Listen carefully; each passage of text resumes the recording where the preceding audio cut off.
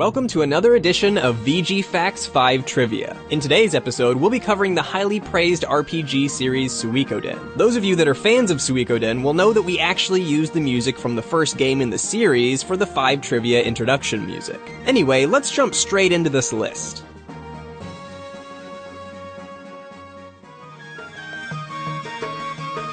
The first Suikoden title featured a very iconic piece of artwork on its front cover in both Japan and PAL regions. This artwork also appears within the game as a painting that can be unlocked by obtaining different paints. The artwork features various characters that can be seen throughout Suikoden. Within the library area of the game, an interesting piece of data is loaded in the PlayStation's VRAM, the part of the console's RAM that generally loads textures and sprites. It's a poorly drawn version of this same artwork, featuring characters with cartoony faces. This version of the iconic artwork is never seen anywhere in the game and goes entirely unused. Why it's loaded into the VRAM when looking at books in the library is also unknown. Another unused graphic can be found within Suikoden 2. However, this time the sprite is of a Magic the Gathering card. This is found within the data of the Nightmare enemy, an enemy which features various different card faces. It's likely that this was made as a joke among the game's staff, who were known to be fans of the Magic the Gathering card game.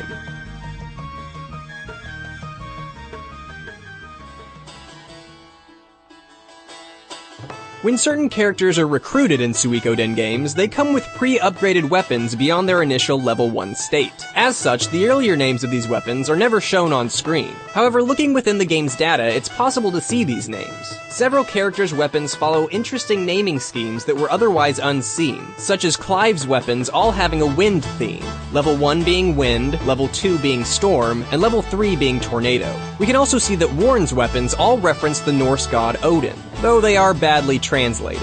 These are supposed to read Sleipnir, the name of Odin's horse, and Gungnir, the name of Odin's spear. Some characters' unused weapon names were even used in later titles in the series, again entirely unseen.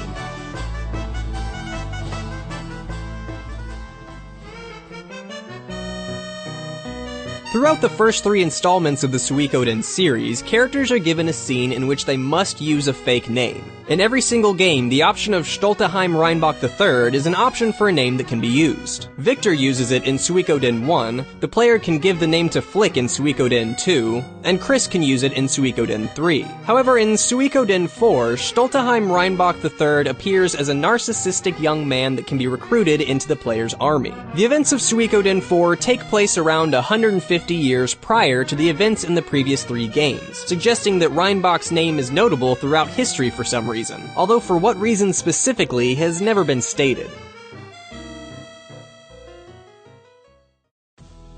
Heads up, here comes some spoilers. Click the annotation if you don't want the story for Suikoden 2 to be spoiled for you. Everybody ready? Okay, good. During the events of Suikoden 2, Tinto comes under attack from the vampiric character Necklord. At this point of the story, Nanami will constantly ask the player to run away and leave everything that's going on behind. If persistent, it's possible to follow through with this plan, resulting in a number of interesting twists to the game's usual story. Prior to leaving the inn, the player will be stopped by the 2 party members that they brought to the inn with them. If the player didn't bring any party members with them, they will simply walk out of the inn. There's data in the game's code for characters that would otherwise not be able to be seen here, such as Flick and Victor. Each character has a number of unique lines that can be delivered during this scene, including the otherwise silent Suikoden 1 protagonist. While running, the player is informed by Flick, Shu, and Apple that Ridley died during the search for them. They are then given the chance to go back to their duty as leader of their army. Doing so will replace Ridley with his son, Boris. However, choosing to continue to run will result in a special ending in which the player abandons their post as leader of the army and lives quietly in a small hut in the countryside.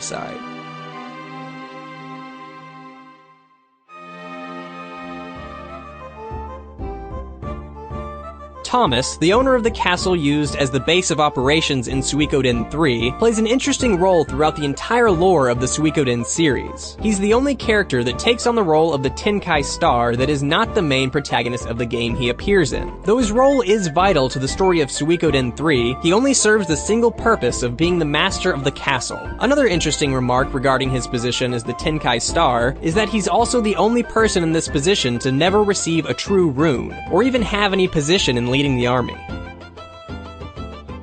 That's all for today, but why not subscribe to the Did You Know Gaming channel, or follow VGFacts on Facebook and Twitter? Got an idea for a list? Leave it in the comments below. And hey, why not check out some of our other videos? Or if you're in the mood for something completely different, you could check out my video on Mall Tycoon 3.